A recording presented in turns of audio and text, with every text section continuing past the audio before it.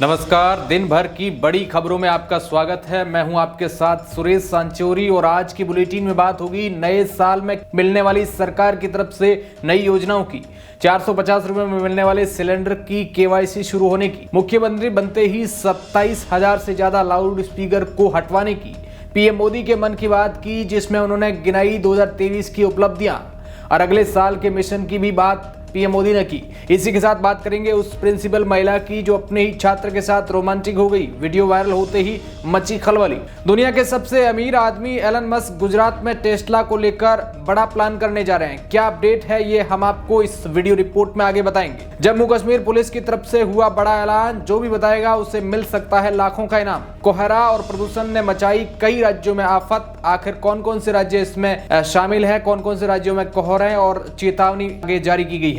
एक तरफ पूरी दुनिया में जहां हैप्पी न्यू ईयर सेलिब्रेट किया जा रहा है तो वहीं पाकिस्तान ने अपने न्यू ईयर सेलिब्रेट करने पर बैन लगा दिया है। अब इसके पीछे का क्या कारण है वह भी हम आपको आगे बताएंगे। और इसी के साथ आगे हम बात करेंगे नए साल में होने वाले सभी राशियों में परिवर्तन की और आज निकली गवर्नमेंट की बम्पर भर्तियों के बारे में भी बात करेंगे।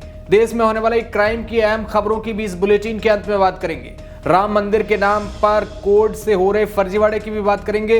इसके अलावा और भी कई बड़ी खबरें हम आपको बताएंगे। इससे पहले एक नजर तमाम सुर्खियों पर।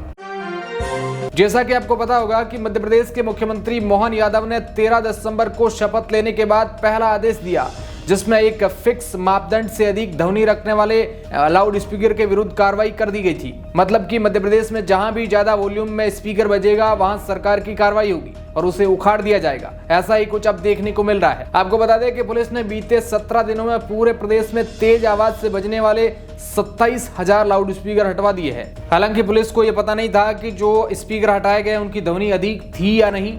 सबसे बड़ी और राहत देने वाली बात यह है कि आपसी सहमति से प्रदेश भर में सारी कार्रवाई हुई है जिससे कहीं भी विवाद की स्थिति नहीं बनी है। इसे लेकर सोशल मीडिया के अलग अलग प्लेटफॉर्म पर मुख्यमंत्री के इस निर्णय की चर्चा भी हुई है। आपको बता दें कि इस काम में लगे पुलिसकर्मी अपने मोबाइल पर ध्वनि की तीव्रता मापने वाले ऐप इंस्टॉल कर इसे माप रहे हैं, पर यह नहीं कहा जा सकता है कि इसके आंकड़े कितने विश्वसनीय है। कार्रवाई के लिए बनने वाले उड़नदस्तान में प्रदूषण नियंत्रण मंडल के विज्ञानियों को भी रहना था और कर्मचारी भी उसमें कम संख्या होने के कारण वे पुलिस प्रशासन के साथ नहीं जा रहे थे। वहीं अगली खबर, एक बार फिर दिल्ली एनसीआर में लोगों की मुसीबतें बढ़ गई है। हवाएं बेहद खराब श्रेणी में पहुंच चुकी है, जो देखा जाए तो अभी भी बरकरार है। वहीं सुबह के समय हल्की धुंध छाए रहने की आशंका है। ऐसे में हवा बेहद खराब श्रेणी में बनी रहेगी। मंगलवार को हवा उत्तर दिशा की ओर चलेगी। केंद्रीय प्रदूषण नियंत्रण बोर्ड के मुताबिक दिल्ली में रविवार को 14 इलाकों में हवा गंभीर श्रेणी में दर्ज की गई है। मुंडका में सर्वाधिक वायु सूचकांक दर्ज किया गया है। वहीं कुछ इलाकों में AQI सूचकांक का पारा 400 पार चला गया है। आपकी जानकारी के लिए ये भी बता दें कि मौसम विभाग ने 31 दिसंबर तक सुबह और शाम देर रात दिल्ली, हरियाणा और चंडीगढ़ के लिए बहुत घने कोहरे की चेतावनी भी जारी की है, क्योंकि आपको पता होगा कि घने कोहरे में न दिखाई देने के कारण सड़क पर दुर्घटना के घटने की ज्यादा संभावना होती है। इसलिए विभाग ने घने कोहरे के लिए एक परामर्श जारी कर चालकों को फोग लाइट का उपयोग करने और यात्रियों को विमानन, रेलवे और राज्य परिवहन की सारणी के बारे में अपडेट करने के लिए कहा है। अगली बड़ी खबर राम मंदिर को लेकर है, जो कि काफी ज्यादा महत्वपूर्ण खबर है। आपको बता दें कि राम मंदिर के चंदा को लेकर एक बहुत बड़ा फर्जीवाड़ा चल रहा है। कुछ लोग इसे ही फर्जीवाड़ा बनाने लग गए हैं, जहां एक तरफ 22 जनवरी को राम मंदिर में जीर्णोद्वार होगा, वहीं दूसरी तरफ इसी मंदिर को लेकर लोग फर्जीवाड़ा कर रहे हैं। दरअसल विश्व हिंदू परिषद की तरफ से एक ट्वीट किया जा रहा है। VHG के राष्ट्रीय प्रवक्ता विनोद बंसल ने एक्स पर पोस्ट शेयर किया। उन्होंने पोस्ट को शेयर करते हुए राम मंदिर के नाम पर चंदा मांग रहे फर्जी तरीके को उजागर किया है और लोगों से अपील की है कि लोग ऐसे लोगों को चंदा न दे। उन्होंने लिखा कि सावधान, श्री राम जन्मभूमि तीर्थ क्षेत्र के नाम से फर्जी ID बनाकर कुछ लोग पैसे ठगी का प्रयास कर रहे हैं। ऐसे लोगों के विरुद्ध विलंब कार्रवाई करनी चाहिए। कुल मिलाकर हम आपको बता दें कि चंदा इकट्ठा करने के लिए श्री राम तीर्थ द्वारा चंदा इकट्ठा करने के लिए किसी को भी नहीं चुना गया है और अगर आप भी बिना जानकारी के किसी को चंदा देते हैं तो वह आपके साथ किया गया फ्रॉड होगा। इसे लेकर एक स्क्रीनशॉट में एक QR कोड दिख रहा है जिसे फेसबुक पर शेयर करते हुए लिखा गया कि राम मंदिर अयोध्या चंदा प्रदर्शन करे। मतलब कि अब आपको जहां पर भी ऐसा कोई कोड दिखे तो आप उससे सावधान रहे, क्योंकि हम आपके लिए ऐसे ही हर एक खबरों को आप तक पहुंचाते रहेंगे जिससे आपको सावधान किया जा सके। और ऐसे ही देश और दुनिया की तमाम अहम खबरों को जानने के लिए आप चैनल को सब्सक्राइब कर सकते हैं और पूरी पुख्ता जानकारी के साथ ही आप चंदा दें, जहां पर ऑफिशियल जो इनकी ID है या ऑफिशियल जो भी चीजें हैं उन्हीं ही को दे। आलतू फालतू पोस्ट पर आप विश्वास नहीं करें। तो चलिए बात करते हैं अगली खबर की। वो ये है कि आतंकवादियों को लेकर भारत ने अब अपनी कमर कस ली है। आतंकवादियों को भारत में गैर कानूनी कामों को लेकर कश्मीर की पुलिस ने बहुत बड़ा कदम उठाया है। जम्मू कश्मीर पुलिस ने ऐलान किया है कि जो भी लोग आतंकवाद और मादक पदार्थों की तस्करी के खिलाफ जानकारी देगा उन लोगों को 1 लाख रुपए से 12.5 लाख रुपए तक का नकद पुरस्कार दिया जाएगा। आपको बता दें कि इसके लिए अलग अलग इनाम की राशि घोषित की गई है। पुलिस ने अलग अलग तरह के अपराध से जुड़ी सूचनाओं के लिए इनाम की राशि भी अलग अलग तय की है। पुलिस का मानना है कि इनाम की राशि पाने के लिए लोगों द्वारा आतंकवाद और मादक पदार्थों की जानकारी साझा की जाएगी, जिससे इन पर लगाम लगाना आसान होगा। वैसे इस बड़े ऐलान को लेकर आपकी क्या राय है? क्या सरकार ने ऐसा सही किया या नहीं? हमें कमेंट के माध्यम से जरूर बताएं।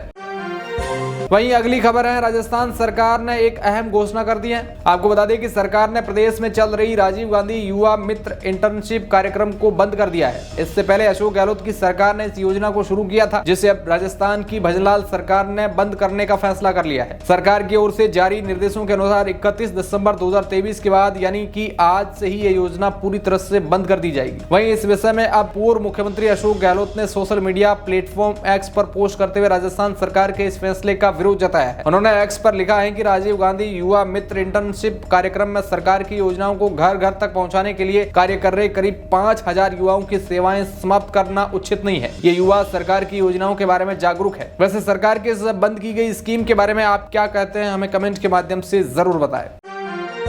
अगली बड़ी खबर, परिवार के लोग रिश्तेदार की शादी में गए हुए थे और भाई चाट का ठेला लगाकर चला गया था। घर पर बहन अकेली थी। जब वह शाम को लगभग घर लौटा तो उसने देखा कि पड़ोसी युवक घर से निकलकर भाग रहा था। घर के अंदर पहुंचा तो वहां का नजारा देखकर पैरों तले जमीन खिसक गई। दरअसल यूपी के कौशाम्बी जिले में एक किशोरी की संदिग्ध परिस्थितियों में मौत हो गई। किशोरी की हालत बिगड़ने पर परिजन उसको इलाज के लिए ले जा रहे थे, लेकिन रास्ते में ही किशोरी ने दम तोड़ दिया। आरोप है कि पड़ोस के युवक ने उसके साथ पहले रेप किया और बाद में जबरन जहर पिला दिया। मृतका के भाई की तहरीर पर पुलिस मुकदमा दर्ज कर आगे की कार्रवाई में जुटी हुई है। 10वीं वाइब्रेट गुजरात ग्लोबल समिट में राज्य को बड़ा निवेश हासिल होने की उम्मीद है। बताया जा रहा है कि इससे गुजरात में टेस्ला का पहला हब बन सकता है, क्योंकि इस समिट में एलन मस्क के आने का भी अंदेशा जताया जा रहा है। अगर आपको पता नहीं है तो हम आपको बता दें कि भारत के गुजरात में गुजरात सरकार द्वारा आयोजित हर 2 वर्षों में निवेशक शिखर सम्मेलन का आयोजन करवाया जाता है। इस आयोजन का उद्देश्य व्यापारिक नेताओं, निवेशकों, निगमों, विचारकों, नीति और राय निर्माताओं को एक साथ लाना है। शिखर सम्मेलनों को गुजरात में व्यापार के अवसरों को समझने और तलाशने के लिए एक मंच के रूप में विज्ञापित किया जाता है। बताया जा रहा है कि 2024 के लिए अब तक 28 देशों और 14 संगठनों ने भागीदार बनने की पुष्टि की है। राज्य सरकार ने शनिवार को ये जानकारी दी कि भविष्य का प्रवेश द्वार विषय पर आधारित VGS का 10वां संस्करण 10 से 12 जनवरी तक गांधीनगर में आयोजित किया जाएगा, जिसका खुद प्रधानमंत्री नरेंद्र मोदी उद्घाटन करेंगे। वाइब्रेट गुजरात ग्लोबल समिट में टेस्ला के CEO एलन मस्क के आने की भी चर्चा है। सरकार के सूत्रों से जो जानकारी सामने आई है उसके अनुसार गुजरात भारत में टेस्ला का पहला घर बन सकता है। गुजरात सरकार की तरफ से टेस्ला के CEO एलन मस्क को निमंत्रण भी भेजा गया है। राज्य के स्वास्थ्य मंत्री ऋषिकेश पटेल पहले ही इसके संकेत दे चुके हैं। टेस्ला के साथ एक EV कंपनी और मारुति के भी ऐलान करने की उम्मीद है। इससे भारत के लोगों को भी फायदा है, क्योंकि अगर बाहर की कंपनियां भारत में आएगी तो भारत में रोजगार बढ़ेगा और इससे इकोनॉमी को भी हेल्प मिलेगी। वहीं अगली खबर, प्रधानमंत्री के द्वारा दी गई मन की बात की आत्मविश्वास से लबरेज प्रधानमंत्री नरेंद्र मोदी ने नए साल के आगमन से पूर्व 2023 की उपलब्धियों को गिनाते हुए इससे 2024 में भी जारी रखने की उम्मीद जताई है। उन्होंने कहा कि 2024 में हम फिर एक बार देश के लोगों की नई उपलब्धियों पर चर्चा करेंगे। इसके साथ ही उन्होंने देशवासियों को फिट रहने का मंत्र भी दिया। उन्होंने साफ किया कि विकसित भारत का लाभ उठाने के लिए फिट रहना जरूरी है और फिट इंडिया मूवमेंट से जुड़कर जीवन शैली से जुड़ी बीमारियों से आसानी से निपटा जा सकता है। इसके अलावा प्रधानमंत्री ने अयोध्या में राम मंदिर में प्राण प्रतिष्ठा के पहले सोशल मीडिया पर भजनों को हैशटैग श्री राम भजन के साथ शेयर करने का अनुरोध किया है। भारतीय अध्यात्म और संस्कृति में 108 का विशेष महत्व बताते हुए प्रधानमंत्री मोदी ने अपने मन की बात के 108वें एपिसोड में देशवासियों को नए साल की शुभकामनाएं दी। पीएम मोदी ने 2023 की चंद्रयान G20 के आयोजन, एशिया खेलों में रिकॉर्ड पदक, 5वीं बड़ी अर्थव्यवस्था बनने, महिलाओं को लोकसभा और विधानसभाओं में 33% आरक्षण सुनिश्चित करने जैसे ऐतिहासिक पलों को याद करते हुए कहा कि आज भारत का कोना कोना आत्मविश्वास से भरा हुआ है। विकसित भारत की भावना से, आत्मनिर्भरता की भावना से ओतप्रोत है और 2024 में भी इसी भावना और मोमेंट को बनाए रखने को कहा है। वैसे तो प्रधानमंत्री ने ऐसी कई बातें की जो इस वीडियो में बताते बताते ऐसी कई न्यूज लंबी हो जाएगी, इसलिए अब हम चलते हैं अपनी अगली बड़ी खबर की तरफ। कर्नाटक के चिक्काबल्लापुर जिले के चिंतामणि तालुक के सरकारी हाई स्कूल ट्रिप के दौरान ली गई छात्र शिक्षक की आपत्तिजनक तस्वीरें और वीडियो इंटरनेट मीडिया पर प्रसारित हो गई है। जानकारी पर हरकत में आए जिले के स्कूल शिक्षा विभाग ने जिला उप निदेशक ने वित्तीय जांच तक प्रिंसिपल को निलंबित करने का आदेश जारी किया है। प्रसारित फोटो में प्रिंसिपल और छात्र विभिन्न आपत्तिजनक तरीकों से फोटो खिंचाते नजर आ रहे हैं। छात्र शिक्षिका के गालों को चूम रहा है और साड़ी खींच रहा है। छात्र शिक्षिका को बाहों में उठाता भी नजर आ रहा है, जो कि काफी आपत्तिजनक है। लेकिन अब टीचरों को निलंबित करने के आदेश दे दिए गए हैं। भारतीय क्रिकेट टीम के स्टार बल्लेबाज शुभमन गिल का मानना है कि उनके लिए साल 2023 शानदार अनुभवों, मनोरंजन और सीख से भरा था। उन्होंने सोशल मीडिया पर कई तस्वीरें शेयर कर बताया है कि उनके लिए ये साल कैसा था। गिल ने एक फोटो शेयर की है जिसमें एक कागज में उन्होंने साल 2023 के लिए अपने लक्ष्य तय किए थे। इसके बाद उन्होंने तस्वीरें शेयर कर बताया है कि इनमें से कितने लक्ष्य पूरे करने में वह सफल रहे हैं। गिल ने लिखा है कि 2023 समाप्त होने के साथ ये वर्ष अनुभवों, कुछ बेहतरीन मौज मस्ती और अन्य बेहतरीन सीखों से भरा रहा है। वर्षकांत योजनाओं के अनुसार नहीं हुआ है, लेकिन मैं गर्व से कह सकता हूं कि हम अपने लक्ष्यों के इतने करीब गए कि हमारे पास जो कुछ भी था उसे देख रहे हैं। आने वाला वर्ष अपनी चुनौतियों और अवसर लेकर आएगा। उम्मीद है हम 2024 में अपने लक्ष्यों के करीब पहुंच जाएंगे। मुझे उम्मीद है कि आप सभी जो कुछ भी करते हैं उसमें आपको प्यार, खुशी और ताकत मिलेगी। चलिए अब जानते हैं कि वे कौन कौन सी बातें थी जो उस पर्चे में शुभमन गिल ने लिखी है। गिल ने अपने लिए 2023 की शुरुआत में जो लक्ष्य रखे थे उनमें 2023 में भारत के लिए सबसे अधिक शतक बनाना, ऑरेंज कैप जीतना, विश्व कप ट्रॉफी जीतना शामिल था।